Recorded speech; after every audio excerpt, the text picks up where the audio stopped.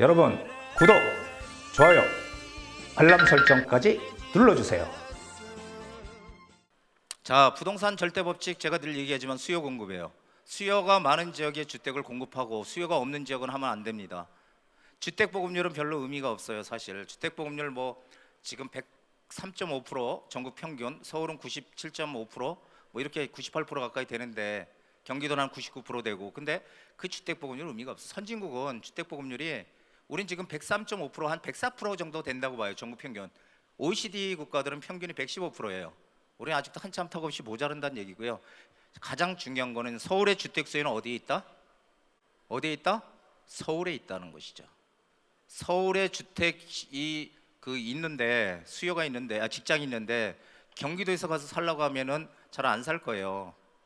가격이 싸면 갈 수 있겠죠. 가격이 서울하고 엄청 차이가 나. 갈 수 있어요. 그런데 3기 신도시가 과연 가격이 엄청 쌀까요? 쌀까요?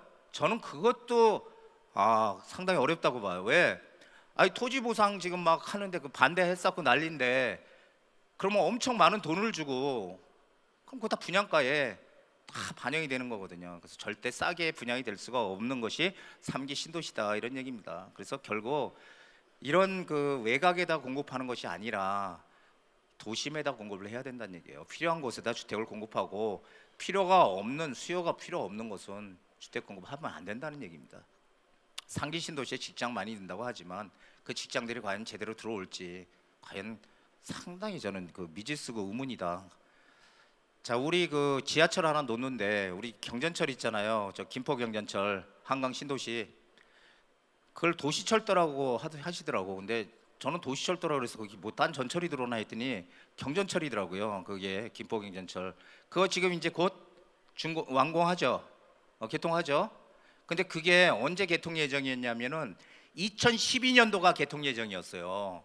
경전철 한강 신도시 다니는 거 2012년이 착공이 아니고 개통 예정이었어. 올해 개통하면 몇 년 늦어진 거예요? 7년이나 늦었어, 개통이.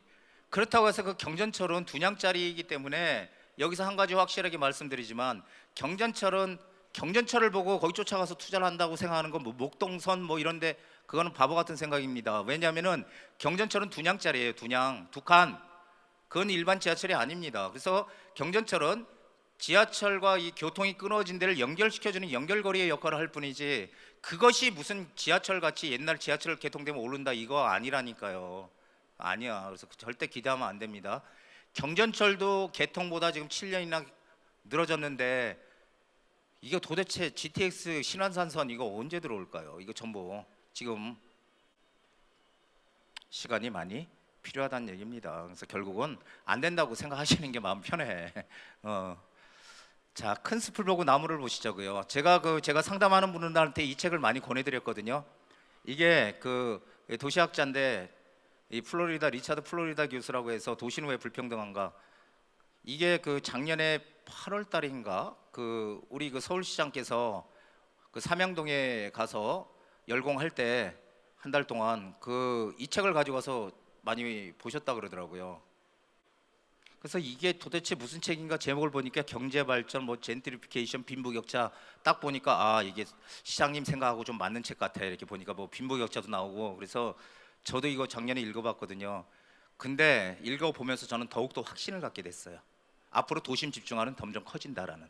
자, 이게 무슨 얘기냐면은, 이 리차드 플로리다라는 사람이 슈퍼스타 도시라고 해서 도시들을 1위부터 쭉 선정을 했어요. 1위부터 선정을 했는데, 물론 그냥 뭐 크기로 선정한 게 아니고 이 경제력과 기업활동, 인재, 글로벌 경쟁력, 뭐 금융투자산업 특정 기준치를 갖다가 점수화해서 만드는 거예요. 그런데 거기 1위가 뉴욕입니다. 48점. 뉴욕. 런던이 2위고요. 일본의 동경이 3위예요. 뭐 동경 뭐 그렇다고 쳐. 근데 쭉 보니까 이게 싱가포르이 6위야. 싱가포르이 6위고, 더 놀라는 건 우리나라가 8위예요. 서울이 8위야.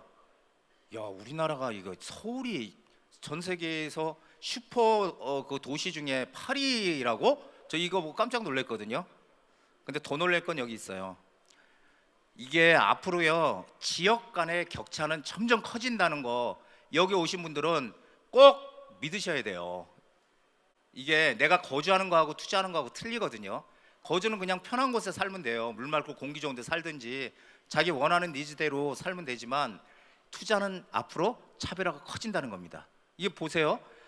뉴욕에 가면은요, 뉴욕 아까 1위 도시죠. 세계 슈퍼 도시 1위 중에 뉴욕에 가면요, 뉴욕에 소호라는 동네가 있는데 여기가 옛날에 젊은 그 돈 없는 이 그림 그리는 화가들이 모여 살던 데인데 여기가 지금은 이제 명소가 됐지만 소호라는 지역의 이 중간 가격의 주택 한 채를 가지면요 라스베가스에서 집을 18채를 산대요. 그리고 애틀란타에서 23채 사고요, 디트로이트에서 29채를 산대요. 이게 너무 놀랍지 않아요? 그래서 저는 잽싸게도 그런 생각을 해봤죠. 뭐냐면은 그러면 강남에 가장 비싼 집이 얼마일까? 비싼 집이 아니라 평균적인 그 아파트 가격 강남에 얼마 정도 갈까? 평균이면은 얼마 정도 갈까 생각을 해보니까 한 12억 평균. 물론 그 적은 뭐 원룸 한 동짜리 아파트도 있고 할 거 아니에요. 평균 한 12억 정도로 만약에 본다면 12억을 가지고 우리가 만약에 청주나 아니면은 뭐 대전이나 그냥 뭐 30평대 아파트 2억이라고 쳐요. 2억. 그럼 2억을 가지고 12억이면 6채 사잖아. 6채. 그렇죠. 2억이라고 쳐도 저렇게 뭐 18채, 23채, 29채 살 수 있냐고요. 없죠. 불가능하죠.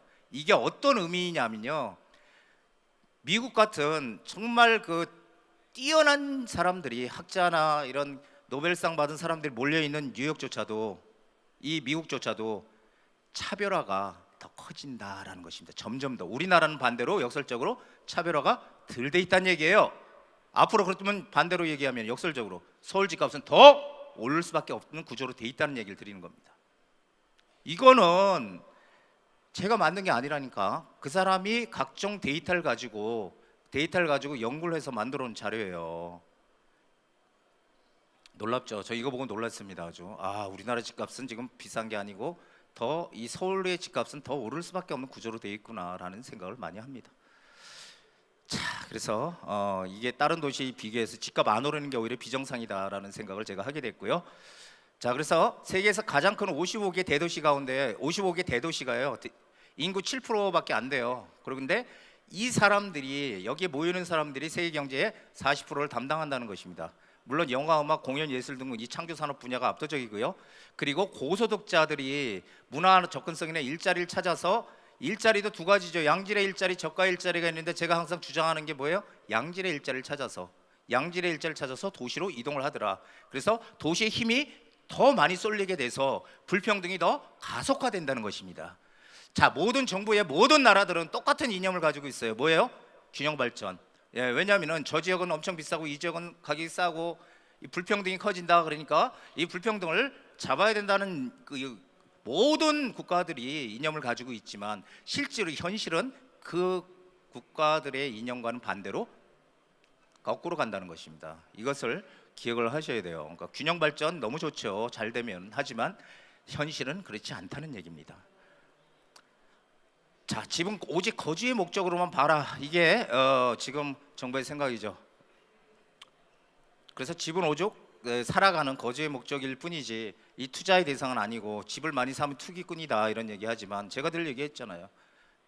만약에 부동산 투자가 이게 투기라면, 그렇다면은 우리 그 채권 사놓는 것도 결국은 투기고요.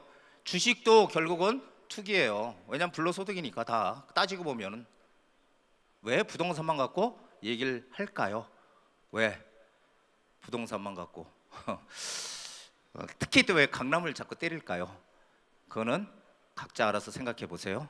그리고 근데 이 사람들 생각은 좀 틀리단 말이에요. 집을 내가 그냥 이 거주의 목적이라면 집값이 오르면 안 되잖아요. 오를 이유가 없어, 거주의 목적이라면. 그렇죠? 그런데 사람들 집을 사. 이유가 있는 거죠.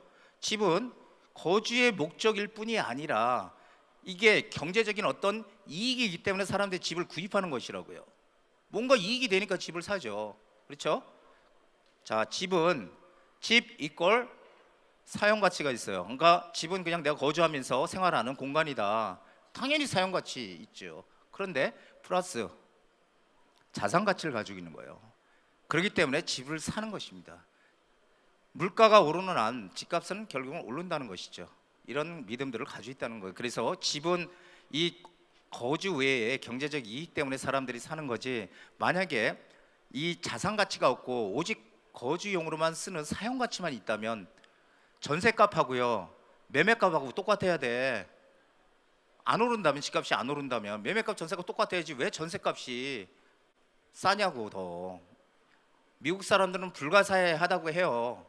희한하다. 왜 집을 공짜로 빌려주고 그냥 다 사용하고 하는데 어떻게 가격은 더 싸지? 희한하네. 이렇게 생각한다니까. 우리만 지금 전세제도라는 게 있기 때문에 지금 이렇게 사람들 생각을 가지고 있다는 거고요. 인플레이션이 지속되면 현금의 가치는 떨어진다. 제가 누누이 얘기했죠. 현금 1억 원을 보유하고 있을 때 금액이 커지면 더 커지겠죠. 1억 원을 보유하고 있을 때 1년 후면은 물가가 2% 올라간다고 전제해서 1년 후면은 9,800만 원 되는 거고요. 5년 후면 9,060만 원, 10년 후 8,200. 결국은 시간이 지나면 현금을 가지고 있는 거는 물가가 2%만 올라도 계속 떨어진다는 거죠. 이건 1억을 기준으로 했기 때문에 그렇지 10억 있으면 이건 훨씬 더 크잖아요. 여긴 또 물가 상승률이 3%라면은 1년 후 9,710만 원에서 계속 떨어지는 거예요. 자, 이렇게 현금 1억을 가지고 있는 거, 현금을 가지고 있는 거는 제가 2대 바보 중에 하나라고 제가 말씀드렸죠. 현금을 은행에다 넣어놓는 거는 2대 바보 중에 하나다. 그리고 여력이 있는데 전세 사는 분도 2대 바보 중에 하나다. 그런 얘기를 많이 드렸어요. 그래서 가장 높은 비중을, 인플레이션이 지속되면은 돈의 가치가 떨어지기 때문에 우리가 돈의 가치 하락을 방어하기 위해서 투자하는 게 실물 자산이라고 합니다. 실물 자산은 대표적으로 우리가 좋아하는 금 있잖아요. 금. 그리고 뭐 골동품 같은 거. 그다음에 부동산. 그런데 부동산 자산의 비중이 우리나라 사람들은 전체 자산 중에서 전체 자산 중을 크게 나누면은 부동산 자산과 개인 자산 중에서요. 개인 자산을 크게 나누면 부동산 자산 플러스 금융 자산으로 크게 나눌 수 있는데 부동산 자산이 한 75% 정도 된다고 합니다. 그러면은 75%의 부동산 자산을 어떻게든지 굴려가서 불려가려면은 어떻게 해야 돼요? 비중이 가장 높은 비중이기 때문에 부동산에다 투자를 하는 겁니다. 자, 가격이 떨어지면 살 거야 라고 하는 분들 여기도 아마 무수하게 많이 계실 거예요. 강의 들으러 오시는 분들, 가격이 떨어지면 산다? 그런 분들은 절대 못 산다는 거죠. 왜? 자, 우리 그 옛날에 88년도인가요? 이때 10월 달에 음마아파트 8천만 원 할 때 지금 보면은 음마아파트 8천만 원이면 지금 아이고 이거 돈도 아니네. 8천만 원이면 어마어마하게 싸네. 타임머신 타고 과거로 돌아가면 저거 10채씩 사고 싶죠. 저도 사고 싶어요, 10채씩. 그런데 저 당시에 사람들의 생각은 어땠을까라고 봐야 돼. 저 당시 사람들은 저 때 8천만 원은요 엄청 큰 돈이었다니까. 또 저게 8천만 원은 그렇죠. 지금하고는 또 비교할 수 없어요. 저 때는 8천만 원 저거 엄청난 돈이었어요. 그때 못 샀어. 그런데 99년도 되니까 2억 5천이 됐네. 그때도 또 비싸다고 못 샀어. 왜냐면 8천만 원밖에 안 했는데 2억 5천이 됐잖아요. 그러니까 못 사지. 2008년 되니까 8억 2천이 됐네. 그때 바닥이니까 사라고 많이 했어요. 제가 저때 금융위기 때잖아요. 저거 그때 못 샀어. 그러더니 지금 현재 17억 천이야. 자, 그러면 이건 또 어떻게 될까요? 17억 천에서 쭉 빠질까요? 또 올라. 저거 어차피 그런 구조로 다 있다니까요. 부동산은 떨어지는 게 아니라니까. 마곡 엠벨리가 2014년도에 5억 했습니다.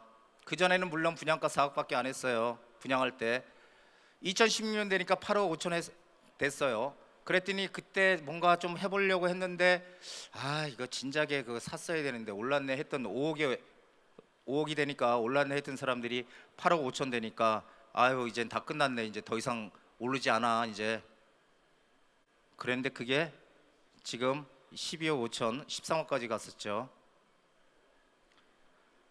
반포 주공 1단지도 똑같습니다. 2006년 7억 5천 그것도 비싸다고 생각했어. 22평 2010년도 12억 5천 되니까 다 오른 줄 알았어. 이제 끝난 줄 알았어요. 근데 지금 17억 5천이죠. 앞으로 어떻게 될까요? 20억 당연히 넘어가죠. 이런 것들은 항상 부동산은 오르는 거예요. 인플레이션이 지속이 된다면. 그래서 과거 가격에 살 수 있다는 믿음은 전혀 버리셔야 돼요. 그런 건 없어. 그런 거 있으면 저한테 좀 소개 좀 해주세요. 저 열채 사게. 예, 그런 거 없어요.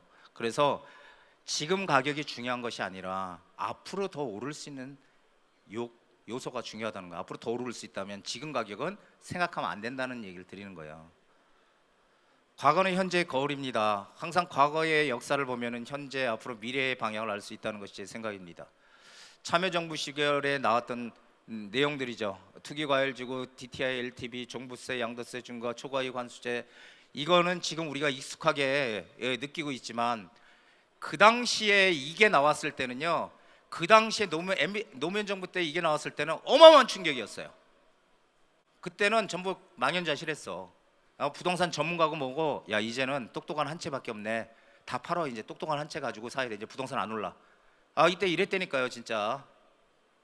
지금 나온 충격과는 비교도 할 수 없어. 그때는 핵폭탄 같은 충격이었어요. 그래서 제가 아는 모 전문가는 야 이제는 부동산 끝났네 하고 집을 세 채를 가지고 있다가 괜찮은 지역에 세 채를 가지고 있어. 그래서 두 채를 팔았어요. 한 채만 이제 남겨놔야 되니까.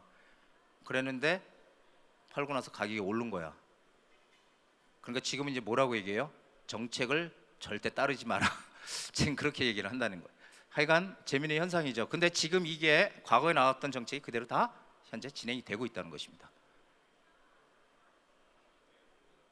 결국은 노무현 정부 5년 동안에, 참여정부 5년 동안에 그렇게 규제를 계속 때렸지만은 시간이 지나고 보니까요, 결국 56%인가 올라, 서울이.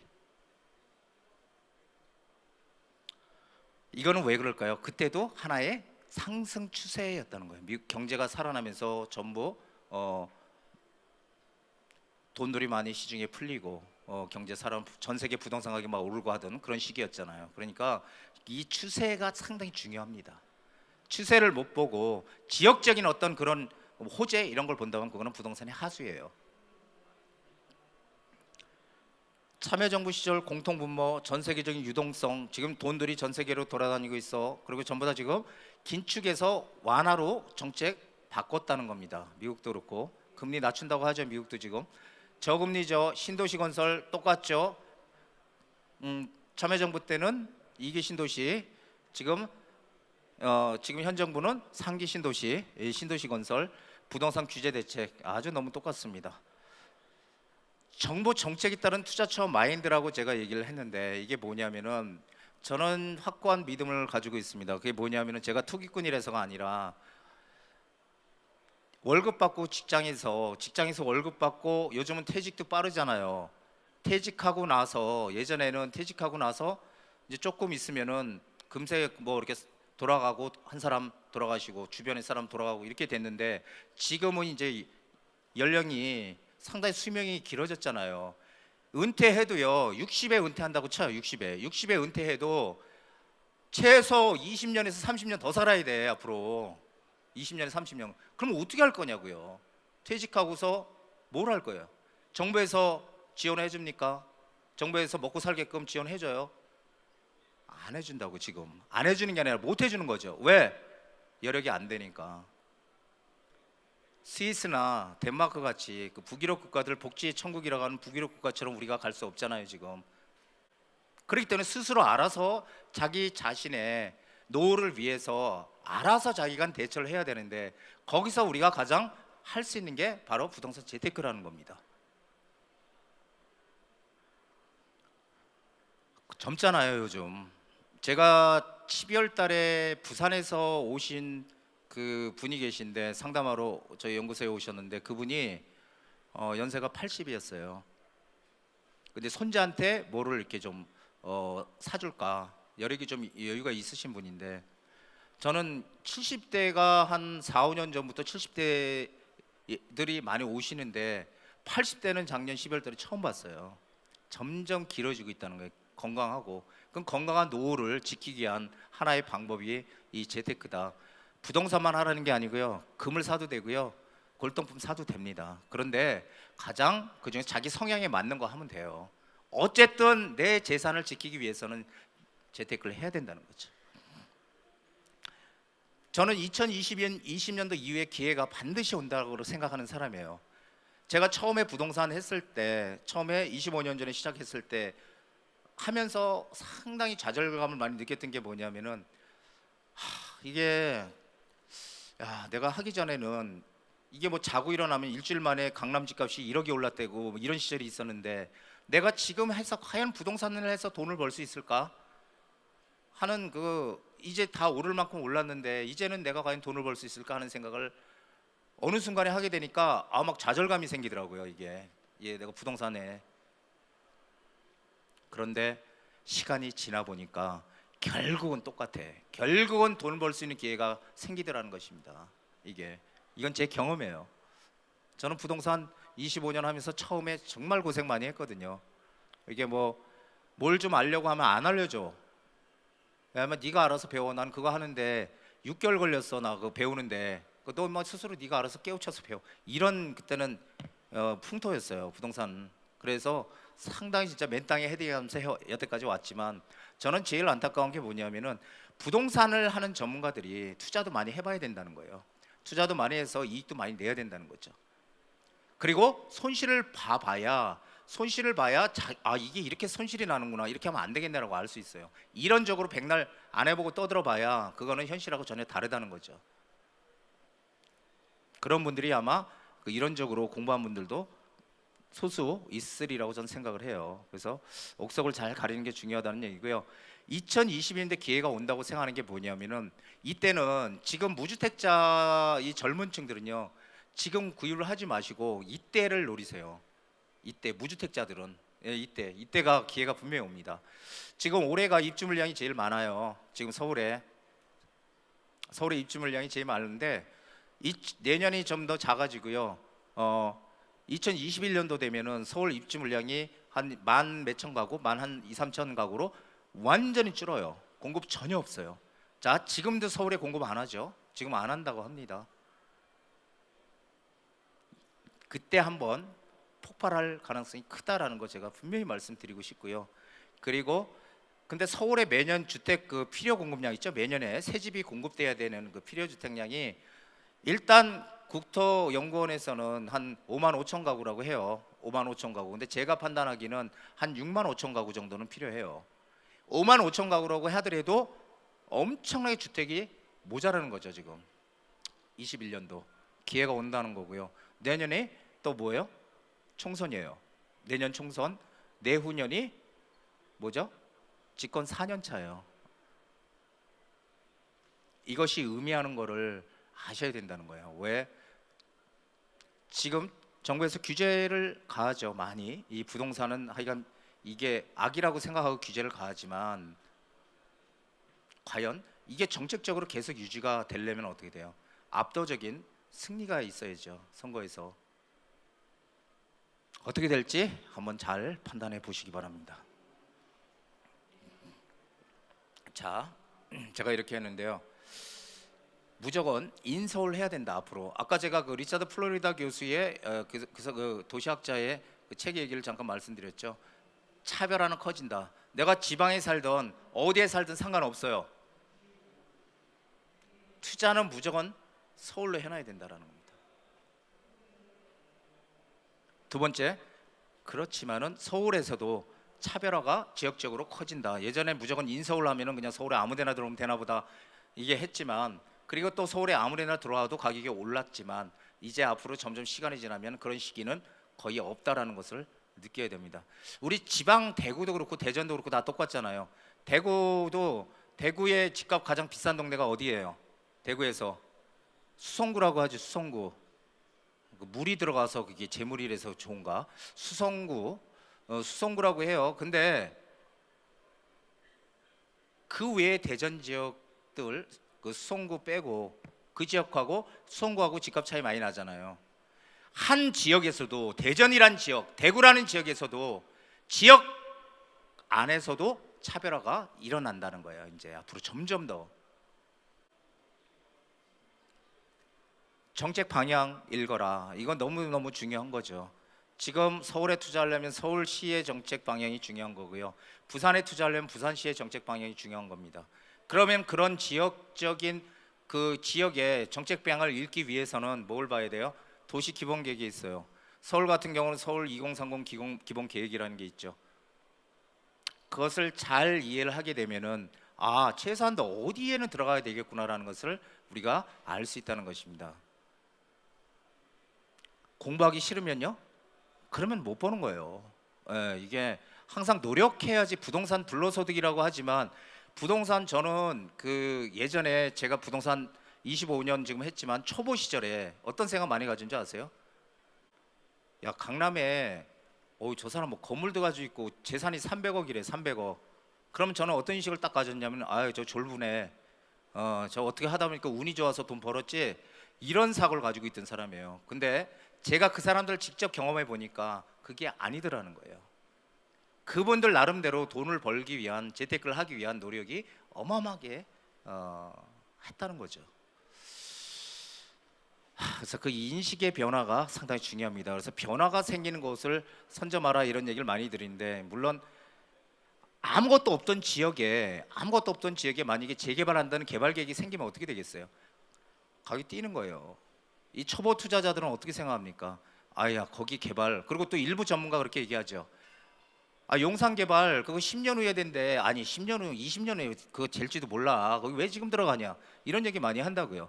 저는 그거 딱 들으면 뭐라고 생각해요? 완전 생초보구나 그 전문가가 이제 그런 생각하죠. 부동산 투자는 그게 아니에요. 항상 우리가 보면은 어디가 우리 교통도 똑같잖아요. 어디에 GTX가 들어온대 아무것도 없는데 GTX가 들어온다고 발표되면 어떻게 해요? 그 주변이 뛰는 거예요 그냥. 그걸 왜 지어질 때까지 기다리냐고. 그 초보의 발상이라니까. 그래서 이 재개발이나 재건축이나 교통망이 생기는 곳, 일자리가 생기는 곳 이런 것들 변화가 생길 수 있는 곳. 변화라는 건 간단해요. 그러니까 내가 살고 있는 데가 재개발이 되든 재건축 변화가 생기는 거잖아요. 그리고 내가 직접적인 그 변화는 안 생기지만 옆에 홈플러스가 하나 들어왔어. 홈플러스 우리 단지 앞 옆에 홈플러스가 들어오면 가격 뛰어요 안 뛰어요? 아파트 뛰어요. 하지만 홈플러스가 들어오는 거는 작은 호재야. 아주 작은 호재이기 때문에 많이 뛰질 않아. 조금 뛰어.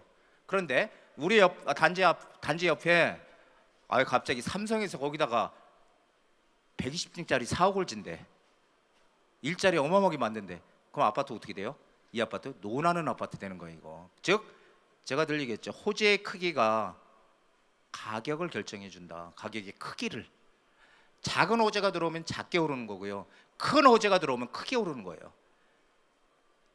현대차 지금 뭐 공사하고 있어요? 안 하죠. 저기 삼성동 현대차 안 하죠. 가격 올랐어요 안 올랐어요? 많이 올랐어요. 아니 공사도 안 했는데 왜 많이 올랐어? 그러면은 올랐으면 어떻게 해야 돼? 이걸 이 정도 올랐으니까 팔고 나올까? 아니면은 아니야 여기는 좀 더 가져가는 게 좋을 거야? 그럼 가지고 있는 거예요. 투자라는 거는 나중에 지어질 때까지 가져가는 게 아니라 그렇게 뭔가 새롭게 뭔가가 생길 때 미리 들어가서 그걸 호재가 발표되면 그냥 오르는 거예요. 그러면은 또 빠져나올 타이밍을 잡는 게 투자입니다. 자 마지막으로 시간이 거의 됐죠? 투자자의 유형 제가 오늘 여러분들을 위해서 어디에 해당되나 한번 잘 보세요. 투자자들의 유형 이건 전형적인 부정적인 사고 가지는 분들 남자분들이 주로 많은데 직장 열심히 다녔던 분들 있잖아요. 열심히 뭐 저희 손님 중에 임원까지 한 분도 있어요. 삼성에서 임원까지 하다가 퇴직한 분도 있고 이런 분들이 있거든요. 근데 부동산 가격이 절대 안 올라. 사면 안 돼. 일본처럼 가. 이거 옛날에 많이 떠들던 얘기죠. 일본처럼 간다고 집 사지 말라고 맨날 뭐 전문가는 또 집 사지 말라고 했잖아요. 이런 분들은요 아예 못해. 집 사지 말라니까 전세를 거주하다가 10년 동안 손실 봤다고 저한테 와서 하소연하는 분들이 있었어요. 뭐 전문가를 믿고 사지 말라고 진짜 일본처럼 간다고 해서 안 샀더니 전세가 계속 오르고 해서 남들은 벌었는데 못 벌었다. 두 번째 초보 투자자들 가격 이제 오를 만큼 올랐어. 그러니까 지금 사면 안 돼. 떨어질 때 기다리는 분들 있죠. 이거 안 된다고 제가 얘기 드렸죠. 자 그리고 이 생각이 너무 많은 이게 특히 또 남자분들이 생각이 많아. 아주 계산적이에요. 그래서 생각이 많아서 야 부동산이 그 리스크가 엄청 커 그러니까 아주 세세하게 따져봐야 돼. 그래가지고 뭐 그 건축비 뭐 재개발하면 건축비가 얼마나 들까? 건축비 뭐 한 550만 원, 600만 원 평당? 그럼 만약에 이게 1년 공사가 늦어지면 얼마가 더 들어갈까? 이런 계산하는 분들이 남자분이 있다니까요. 제가 상담할 때 그런 분이 있었어. 그러니까 그런 분들 아예 하면 안 돼요. 괜히 해놓고 시름시름 앓을 수 있어. 그 남자분들 그러니까 절대 하면 안 되고.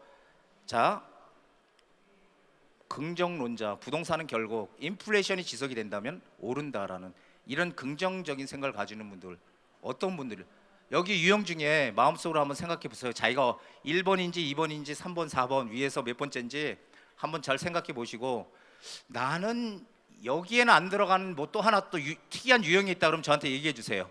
그럼 또 제가 여기다 적어서 다시 한번 또 말씀을 드릴 테니까 그래서 어쨌든 부동산은 결국 시간이 지나면 오른다는 겁니다. 전제 조건 인플레이션이 지속되는 한. 자, 제가 오늘 말씀드릴게요. 올해 8월을 기점으로 해서 지금도 시장이 바닥을 뚫고 이렇게 올라오고 있죠. 하지만 그때부터 본격적인 상승 추세로 갈 것이라고 저는 확신을 하고 있습니다. 여기 좀 믿는 그 모습으로 좀 보는 분들이 있고요. 의심스러운 눈초리로 보는 분들이 있는데 제가 항상 얘기하죠. 긍정적인 마음을 가져야 돼요. 그리고 제가 방송에서도 얘기를 했지만 제가 얘기하는 거 다 맞았어요. 2017년도에 많이 오른다고 3월 이후부터 오른다고 했을 때 그때 떨어진다고 하는 사람들 믿고서 기다렸다가 집 못 산 분들 2017년도에 또 엄청 황당했죠. 그러다가 2017년도 말 되니까 또 2018년도 떨어진다고 또 막 했어. 그것도 기다렸다가 또 어마어마한 또 손실 본 사람 많아요. 저는 그때 분명히 오른다고 얘기를 했습니다. 그건 동영상 다 찾아보시면 제가 강의한 거 다 있어요. 항상 먼저 앞을 보는 그런 지혜 이런 것들 지식이 많이 쌓이면 뭐가 된다 그랬어요? 지혜가 된다. 지식이 많이 쌓이면 여러분들도 지식을 많이 쌓으셔서 지혜롭게 부동산 투자 재테크도 잘 하셔서 하다못해 제 강의를 들었던 분들은 올바른 선택을 하실 수 있는 그런 하나의 이 지침 이정표가 됐으면 하는 게 제 바람입니다. 자, 오늘 짧은 시간이었지만 제 강의 들어주셔서 고맙고요. 자, 다음에 또 뵙도록 하겠습니다. 고맙습니다. 네, 다시 한번 큰 박수 부탁드리겠습니다.